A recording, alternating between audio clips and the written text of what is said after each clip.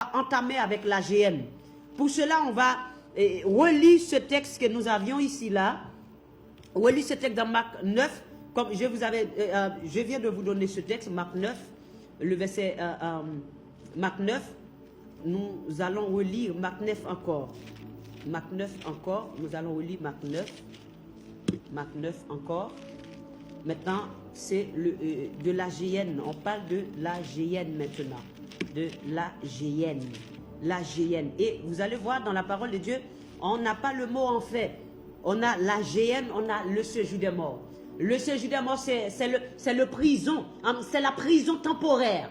Le séjour des morts. Hein? L'enfer, le séjour des morts, hein? C'est la prison temporaire. Hein? Après la mort, les infidèles se sont jetés ou bien se sont descendus dans le séjour des morts, dans l'enfer, temporairement en attendant le jugement. Mais l'AGN, c'est le temps à dents de feu et de souffle qui attend la bête et le faux prophète, Satan le diable, et tous ceux qui n'auront pas leur nom dans le livre de vie, tous les incrédules, dans le temps à dents de feu et de souffle. Et nous allons voir ça tout à l'heure. Alors, dans Marc 9, pour relire, dans Marc 9, verset 43, si ta mère est pour toi, comme je dis tout à l'heure, est une occasion de chute, mieux vaut pour toi d'entrer manchot dans la vie, que d'avoir les deux mains et d'être jeté dans la GN, en résumé, comme je viens de le lire. Que d'avoir deux mains et d'aller dans la GN. Ici, la GN, c'est dans le feu qui ne s'éteint point. La GN, c'est le feu qui ne s'éteint point. Et il dit encore, si ton pied, c'est-à-dire rien ne peut, ne laissez rien t'empêcher, ne vous empêcher d'aller, d'être enlevé. Ne laissez rien. Votre femme, votre mari, les enfants, les frères, les familles, les parents, ne négociez pas la parole, la vie éternelle avec personne. Et n'écoutez pas, ne perdez pas vos temps à consommer, à se nourrir d'une semence impure. Mais nourrissez-vous de la bonne nourriture spirituelle pour une croissance salutaire. Parce que autrement, si vous vous nourrissez de la nourriture, mauvaise nourriture, de la lutte impure, vous n'aurez pas la vie. Vous perdez vos temps. Parce que dans le mensonge, dans la fausse doctrine, non pas du tout, n'y pensez même pas. N'y pensez même pas.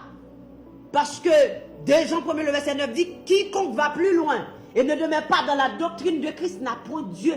Mais celui qui demeure dans cette doctrine a le Père et le Fils. Et si quelqu'un vient à vous et n'apporte pas cette doctrine, ne le recevez pas dans votre maison. Ne lui dites pas salut. Car celui qui lui dit salut participe à ses mauvaises œuvres. Alors si vous voulez bien participer à ses mauvaises œuvres, ça c'est vous. Apocalypse 18, le verset 4-5, Dieu vous frappera. Alors dans le verset 47, il dit, et si ton nez est pour toi une occasion de chute, arrache-le, mieux vaut pour toi d'entrer dans le royaume de Dieu, n'ayant qu'un œil, que d'avoir 2 yeux et d'être jeté dans la géhenne. Dans la géhenne où le vin ne meurt point et où le feu ne s'éteint point. Alors écoutez bien, où le vin ne meurt point, où le feu ne s'éteint point. Parce que peut-être que vous n'écoutez pas la parole, vous ne lisez pas la parole, vous prenez tout votre temps à vous ambiancer dans le monde. Mais vous ne réfléchissez pas que vous avez un feu qui ne s'éteint point qui vous attend. Vous avez un châtiment éternel qui vous attend. Vous ne pensez même pas à cela. Vous ne pensez même pas à cela. Alors ici, là, vous allez voir et faire connaissance avec ça. Alors le verset 49, il dit, car tout homme sera salé de feu. Vous allez être consumé. Vous allez être salé de feu. Dans le feu qui ne s'éteint point. Alors, je vais arriver dans les théories des Jean-Hugues, mais attendez, je vais arriver dans ces théories-là, mais attendez, on va consulter tout et quelques textes encore. Alors ici, dans le feu qui ne s'éteint point, qu'on dit que que les hommes, les incrédules, la bête et le faux prophète et Satan le diable, le dragon, le serpent ancien, seront jetés, eh bien, c'est seulement eux qui seront, alors sans doute, Satan le diable, la bête et le faux prophète vont être consumés éternellement, hein, éternellement dans ce feu, mais les humains, les hommes, non pas du tout, ces hommes ne seront pas consumés éternellement. Alors, ici, nous allons parler de quelques théories que les hommes parlent surtout de la parole de Dieu. Alors, il dit toujours le temps de feu. Le temps de feu et des soufres. Ils disent que ce n'est pas éternel. Le temps de feu et des soufres. Comme je viens de vous lire dans Marc 9, dans le feu qui ne s'éteint pas. Cela veut bien vouloir dire que c'est le feu, c'est un feu éternel. Alors, beaucoup de chrétiens ont opté cette théorie. Le fait que ces chrétiens croient dans une sorte de annihilation, une sorte d'incinération temporaire, que les gens vont être consumés temporairement et après c'est fini. Mais si vous pensez ça, franchement, je pleure pour vous. Je pleure pour vous parce que vous ne savez pas ce qui vous attend. Et c'est pourquoi que ces gens n'obéissent pas à la parole, parce qu'ils pensent qu'ils vont être consumés d'une année à l'autre et après c'est terminé. Or, le feu ne s'éteint point, le feu ne meurt point, et l'homme sera salé de feu. Alors, si l'homme sera salé de feu, mais qu'est-ce qu'il y aura si ce feu ne s'éteint point? Pourquoi est-ce que ce feu ne s'éteint point? Quelle raison? C'est qu'il y aura des substances, il y aura quelque chose. Il y aura un élément dans ce feu qui fait que ce feu ne s'éteindra point. Alors ici, ils adoptent cette théorie en disant que le Dieu d'amour ne laissera pas les hommes consumés éternellement dans un feu, dans le temps ardent de feu et de soufre. Alors, surtout, nous allons consulter dans Apocalypse 20, Apocalypse 20, 13, 14, nous allons regarder ça. Apocalypse 20, 13, 14. Apocalypse 20, 13, 14. Ici, Apocalypse 20, 13, 14. 13, 14, alors on va commencer le verset 10 plutôt. Verset 10, hein? Apocalypse 20, le verset 10. Regardez bien. Et les diables qui les séduisaient furent jetés dans le temps de feu et de soufre, où sont la bête et le faux prophète, et ils sont tourmentés jour et nuit au siècle des siècles. Alors, ici, là, la bête et le faux prophète seront jetés dans le temps ardent de feu et de soufre 1000 ans avant le diable. 1000 ans avant Satan le diable. Parce que n'oubliez pas que Satan sera enchaîné 1000 ans, pendant 1000 ans. Et pendant ce temps, la bête et le faux prophète seraient déjà dans le temps ardent de feu et de soufre 1000 ans. Qui veut dire 360 000 jours et nuits que la bête et le faux prophète, ils ont déjà dans le temps ardent de feu et de soufre. Alors, ici, si c'est temporaire, si c'est temporaire, nous allons voir ça ici, quand nous allons continuer à lire le texte. Le verset 11. Puis je vis un grand trône blanc, et celui qui était assis dessus, assis dessus. La terre et le ciel s'enfuient devant sa face, et il ne fut plus trouvé de place pour eux. Et je vis les morts, les grands et les petits, qui se tenaient devant le trône. Des livres furent ouverts, et un livre fut ouvert, celui qui est le livre de vie, et les morts furent jugés selon les œuvres, d'après ce qui était écrit dans ces livres. La mort rendit les morts qui étaient en elle. La mer rendit les morts qui étaient en elle. La mort et le séjour des morts rendit les morts qui étaient en eux. Et chacun fut jugé selon ses œuvres. Et la mort et le séjour des morts fut jeté dans le temps de feu. Alors je vous avais dit que le séjour des morts était un esprit. La mort était aussi un esprit. Et que ces deux-là vont être jetés dans le temps ardent de feu et de soufre. Et ici là,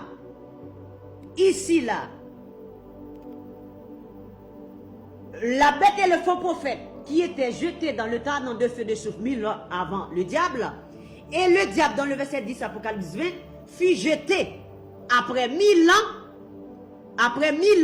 il fut jeté dans le temps ardent de feu et de soufre. On n'a pas dit dans le texte où avait été la bête et le faux prophète. Parce que la bête et le faux prophète est toujours en train de consumer dans le temps d'avant de feu et de soufre. Parce qu'ils ont dit qu'ils vont être consumés au siècle des siècles. Hein? Alors, quand on dit qu'on a jeté le diable, on dit où sont la bête. Regardez le texte dans le verset 10, Apocalypse 20. Où sont la bête et le faux prophète? On n'a pas dit où avait été la bête et le faux prophète. Parce que la bête et le faux prophète vont rester consumés éternellement, ici, là, dans le temps ardent de feu et de soufre. Et le diable, qui est rejeté juste après 1000 ans, hein, après le combat, après le jugement, qui est jeté dans le temps ardent de feu et de soufre, hein, il a rejoint ses collègues, hein, la bête et le faux prophète, qui étaient déjà depuis 360 000 jours et nuits. Hein? Ils étaient déjà dans le séjour, dans la GN, pas le séjour de mort, dans la GN, ici, là. Alors, c'est pour la raison qu'on dit, où sont la bête et le faux prophète? Écoutez bien, hein? Où sont? Parce que là, ils vont rester là, consumés éternellement. Ils ne sont pas consumés et terminés. Ok, voilà, on vous consume et voilà, c'est terminé. Non, pas du tout, parce que vous êtes en esprit.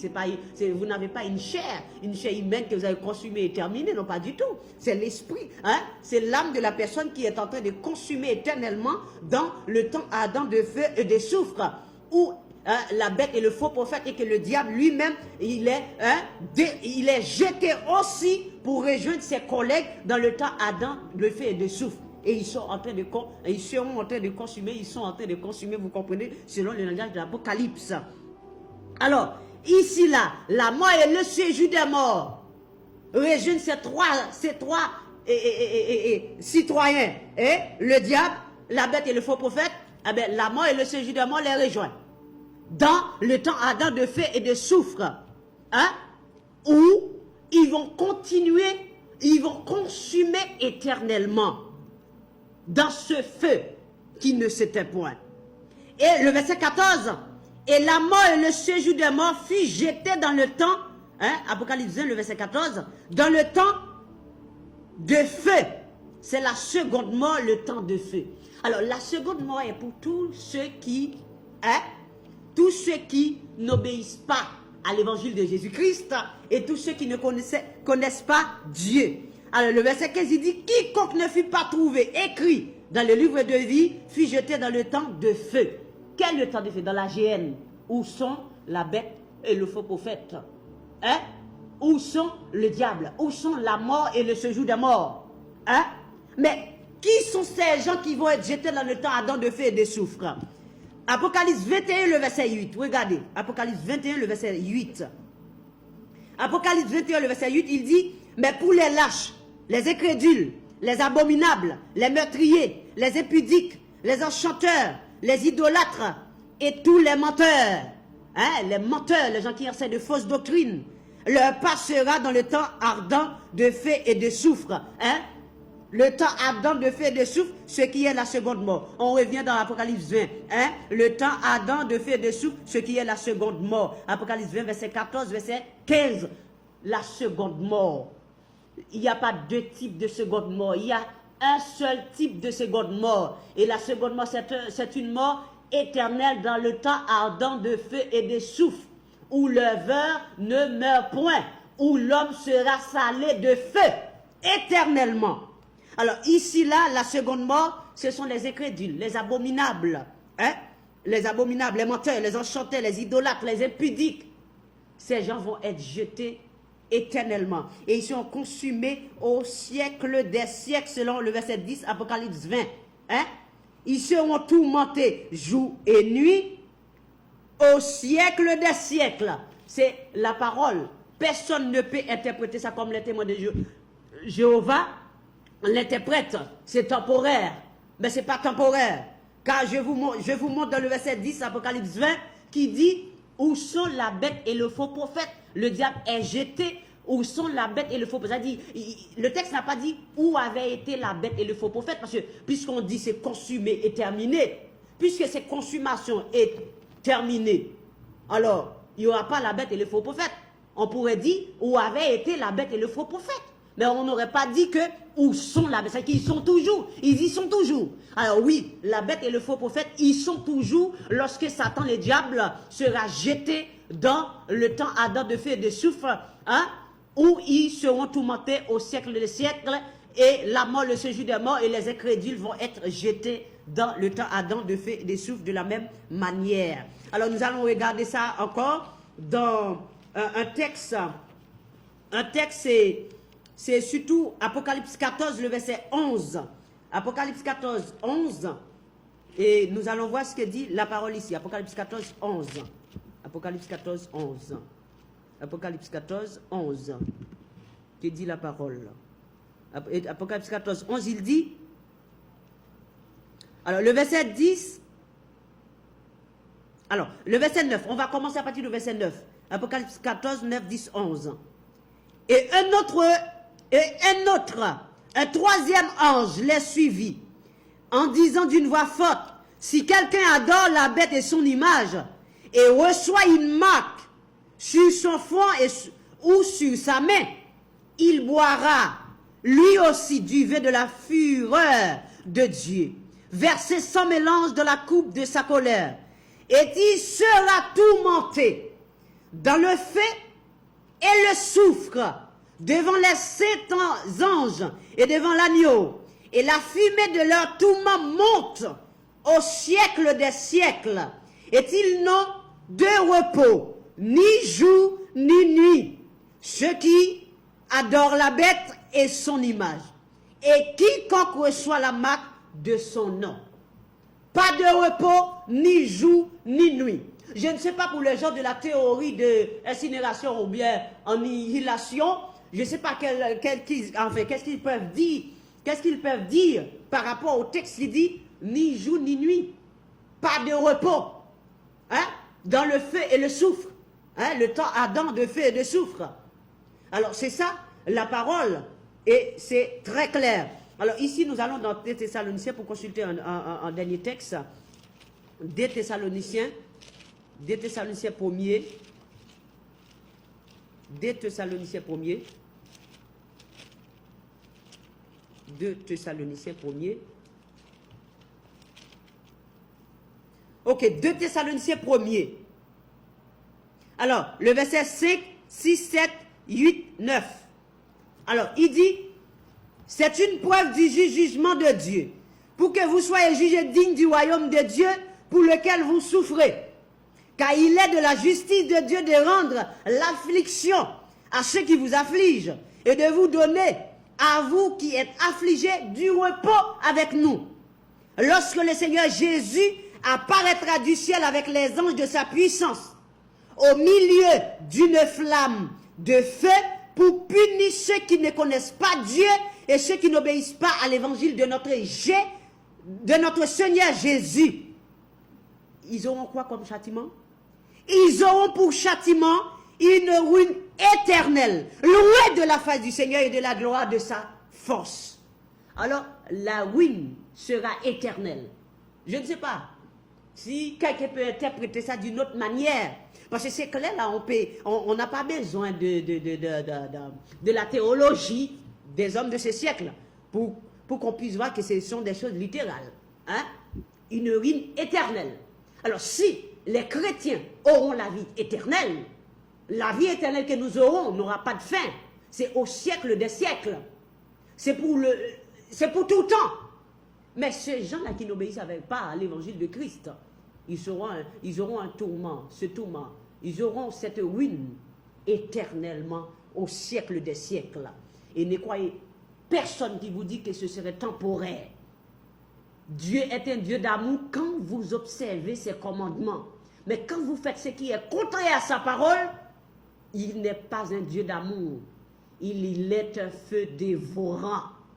Et c'est pourquoi il viendra au milieu d'une flamme de feu pour punir ceux qui ne connaissent pas Dieu, ceux qui n'obéissent pas à l'évangile de Jésus-Christ. Alors vous avez intérêt, chers téléspectateurs, à obéir à l'évangile de Christ, à la vérité, à vous écarter de toutes les choses qui sont contraires à la parole de Dieu, à accepter le Seigneur Jésus-Christ, à accepter le baptême correctement, selon le thème biblique, le baptême biblique au nom de Jésus-Christ. Et comme la parole de Dieu dit, si vous n'avez pas le pardon de vos péchés, eh bien, vous n'aurez pas de salut. Et votre demeure sera dans le temps ardent de feu et de souffle. Comme Acte 2:38, repentez-vous et que chacun de vous soit baptisé au nom de Jésus-Christ. Pourquoi? Pour le pardon de vos péchés et vous recevrez le don du Saint-Esprit. Alors, pour avoir le pardon de ces péchés, c'est au nom de Jésus-Christ que vous devez baptiser. N'a aucun autre nom. Au nom de Jésus-Christ. Il n'y a pas un autre nom. Si vous avez un autre texte qui dit que vous devez baptiser pour avoir le pardon de vos péchés et ensuite recevoir le Saint-Esprit dans un autre nom, donnez-moi ce texte. Mais moi, je n'ai pas un autre texte. Un seul texte qui dit pour avoir le pardon de ses péchés, et c'est celui que les apôtres ont observé, que vous devez baptiser au nom de Jésus-Christ pour le pardon de vos péchés et vous recevrez le don du Saint-Esprit. Le verset 39, acte 2, il dit car la promesse est pour vous, pour vos enfants, et tous ceux qui sont au loin en aussi grand nombre que le Seigneur notre Dieu les appellera. Alors, sans le baptême au nom de Jésus-Christ, vous allez rater l'enlèvement et vous allez rater le pardon de vos péchés. Parce que le pardon des péchés, c'est en son nom. Luc 24, 46, 47, 48. C'est en son nom. Vous ne pouvez avoir le pardon de vos péchés dans des titres, Père, Fils, Saint-Esprit. Mais vous pouvez avoir le pardon de vos péchés dans le nom propre, le seul nom qui a été donné. Acte 4:12, il n'y a de salut en aucun autre, car il y a sous le ciel aucun autre nom qui Père, qui Fils, qui Saint-Esprit, aucun autre nom qui a été donné parmi les hommes par lesquels nous devions être sauvés. Vous avez la parole, c'est vous, à vous de choisir. Vous avez la Bible en main, vous lisez, vous n'êtes pas aveugle. Je ne crois pas que vous avez un problème de cécité ou un aveuglement spirituel, mais vous pouvez lire et vous pouvez comprendre que la parole de Dieu est claire, très claire, claire comme de l'eau. Alors si vous voulez appliquer la parole, alors tâchez-vous à appliquer ce qui est écrit. N'appliquez pas les raisonnements des hommes. Ou quand on questionne ces hommes de loi en disant, oui, je pense que, ouais, ça bon, c'est bon, on peut le faire comme ça, on peut le faire comme ça. Non, pas du tout. On ne peut pas le faire selon vos pensées. Moi, je n'ai pas besoin de vos pensées. Je n'ai pas besoin de votre avis. Je n'ai pas besoin de votre point de vue. J'ai besoin de ce que dit la Bible. Dis-moi ce que dit la Bible pour que je reçoive le pardon de mes péchés. Ne me donne pas de raisonnement. Ne m'interprétez pas la Bible d'une autre manière, à votre manière. Interprète-moi la Bible. Interprétez-moi la Bible selon ce qui est écrit. Dis-moi que dit la Bible pour avoir le pardon de mes péchés. Alors la Bible dit pour que j'ai le pardon de mes péchés, selon Acte 2:38, je dois recevoir le baptême au nom de Jésus-Christ pour le pardon de mes péchés. Et après, je reçois le don du Saint-Esprit. S'il y a un autre texte, à vous de choisir. Vous avez la parole en main. Le temps ardent de feu de souffle vous attend. Le temps ardent de feu de souffle est là. Il se prépare. Alors c'est ce dernier texte que je vais vous donner pour montrer que ce torrent de feu vous attend en cas où vous n'appliquez pas la parole telle qu'elle a été écrite, en cas où vous avez une démangeaison d'entendre des choses agréables et que vous êtes détourné de la parole de la vérité et vous allez vers les fables.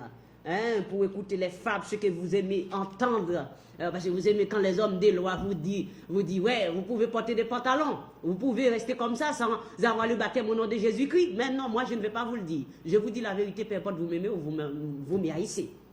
Le pardon, c'est au nom de Jésus-Christ. Si vous portez des pantalons, vous avez le temps ardent de feu dessus vous attend.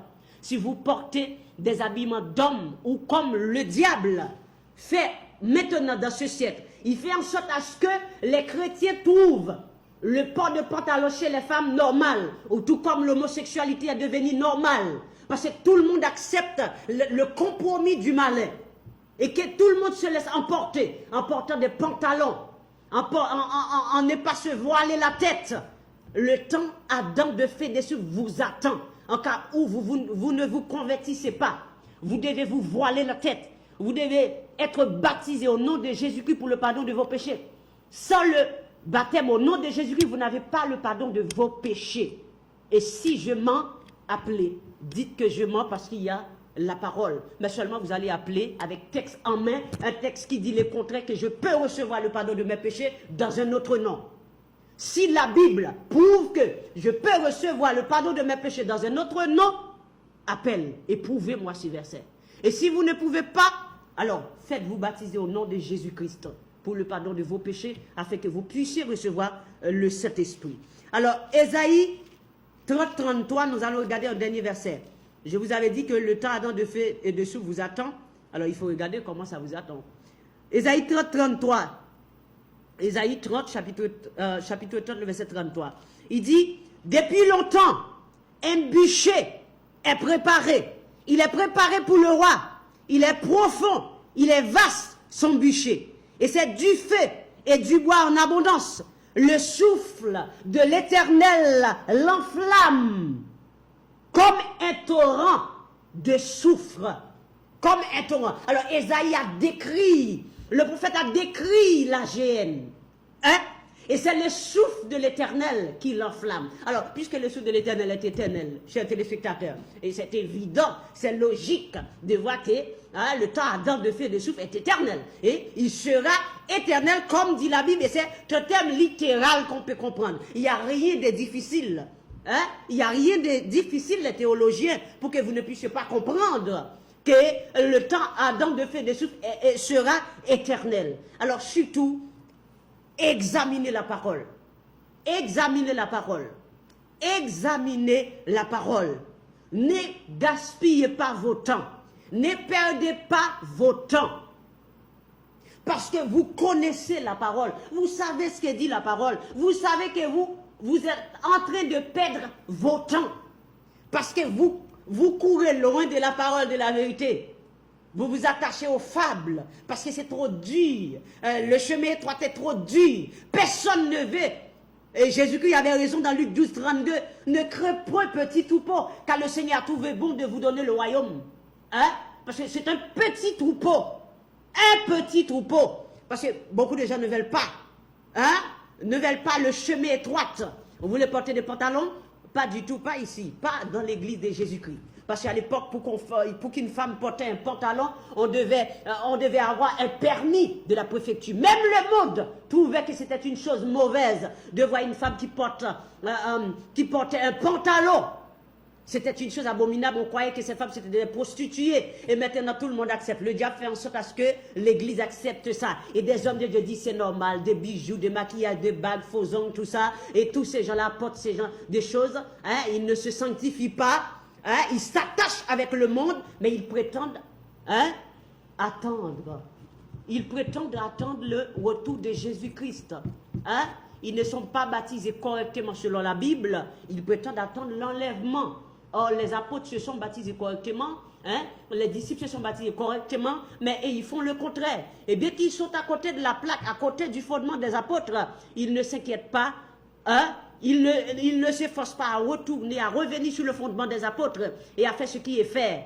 Or, comme il est dit dans Jean 17, le verset 20. Dans Jean 17, le verset 20, Jésus-Christ a dit une parole très forte. Jean 17, le verset 20.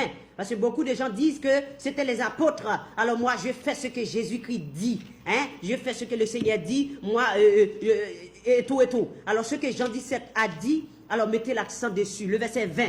Il dit, et le verset 19, il dit, je me sanctifie moi-même pour eux, afin qu'eux aussi soient sanctifiés par la vérité. Mais c'est si vous êtes en Christ.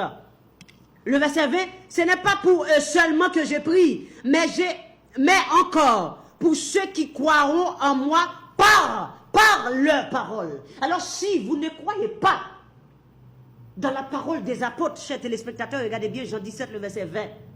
Hein? Mais encore pour ceux qui croiront en moi par leur parole. Les paroles de qui? La parole des apôtres. Alors si vous ne croyez pas dans la parole des apôtres en faisant des baptêmes bibliques au nom de Jésus-Christ, eh bien le Seigneur Jésus-Christ n'a pas prié pour vous. Vous êtes à côté de la plaque. Parce que vous devez croire dans la parole des apôtres ici, là.